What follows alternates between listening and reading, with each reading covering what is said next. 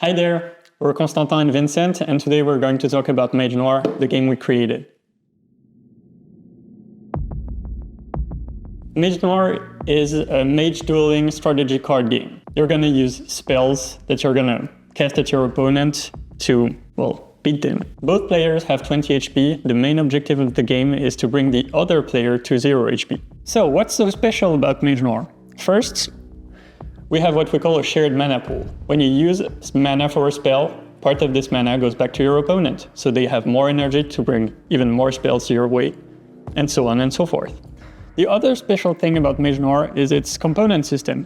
You're going to use smaller spells as a component to craft stronger spells that you could also use as a component to cast even stronger spells. So a breath becomes a wind that becomes a tornado, for instance in air. Now how do you play Mage Noir?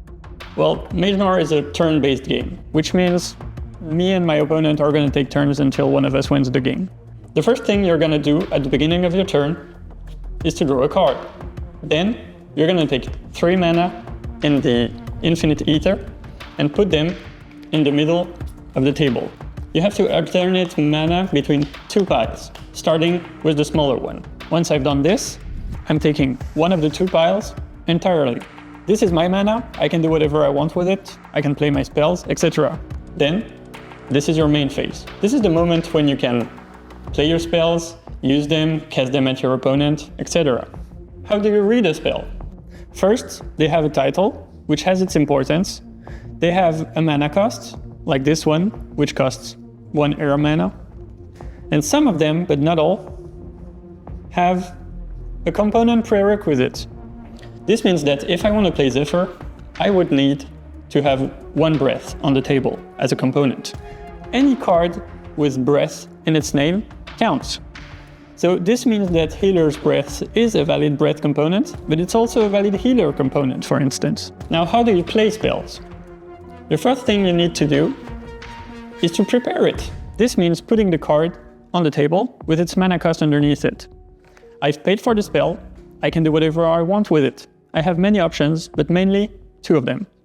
The first one, is to activate it. This means I'm just going to apply its effect as written on the card. Then, since it's been used, it's going to my discard pile. And the mana, since it's left the board, the mana goes back in the 2 piles in the middle, starting with the smaller ones and then alternating. This is part of our shared mana pool system, as we said before. The other option I have, instead of activating it, is channeling it as a component. This means I cannot activate the spell anymore, but now I have a breath component. This means that I can play my Zephyr. That requires a breath component. Still by putting the mana underneath it. This doesn't change. Do note that when I put Zephyr on the table, this is not discarded. The card stays on the board until the end of the game, unless something says otherwise. Now for Zephyr, I have the same question as before. Do I want to activate it, or do I want to put it aside as a component for another spell that might use it? During a turn, you can do as many actions as you want, as long as you have the mana and the cards to do so.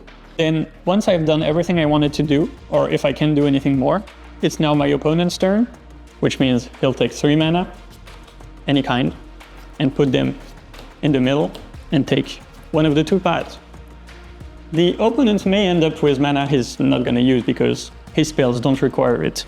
If they had enough mana to do so, one thing they could do, and that is allowed in this game, is to exchange 2 mana for 1 with the middle.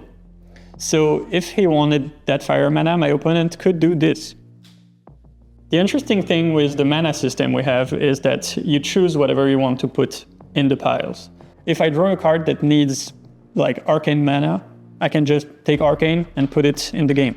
Then we just keep on going, playing our turns, playing spells, and attacking the opponent until one of us reaches 0 HP. Then it's the end of the game.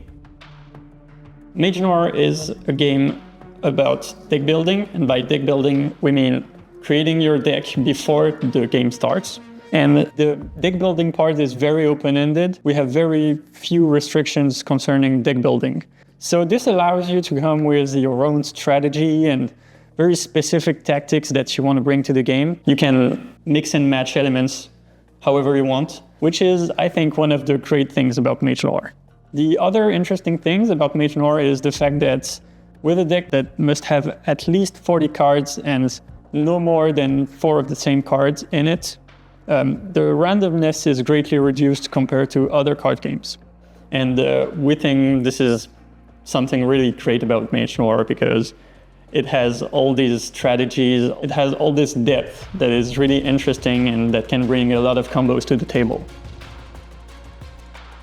The base game has 4 elements in it: air, fire, water, and vegetal. The base game has 4 pre-constructed decks that you can use as soon as you open the box. This is interesting to learn the game and get a feel for it. Once you're used to the game, you're going to have the possibility to create your own decks and your own strategies. The box already features a few extra cards that you can use to mix and match elements and alter those pre-constructed decks and access more advanced strategies. We hope you'll enjoy the hours of deck building that the game brings to the table. Thank you for watching. Welcome to the circle.